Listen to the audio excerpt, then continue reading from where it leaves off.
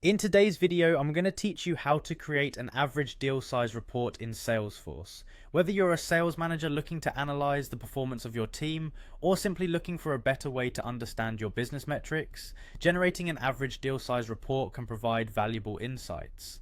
Let's make the process seamless so you can focus on what really matters, driving your business forward. First things first, you're going to want to open the app launcher within Salesforce. Once you've done that, navigate your way over to the report section. This is where all the magic happens. It's the hub for creating valuable insights into your sales data.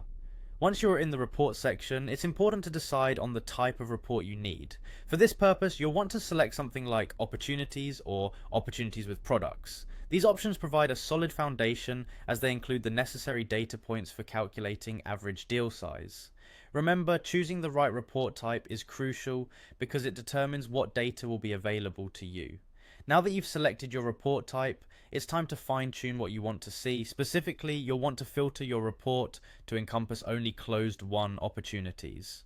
Why focus on these is because we're looking at the deals that have successfully been closed and add to your company's revenue.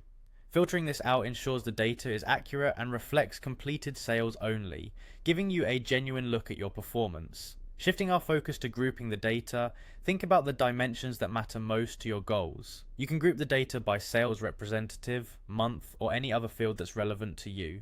This step allows you to see the average deal size in context, providing insights into who is closing the most valuable deals or how deal size trends over time.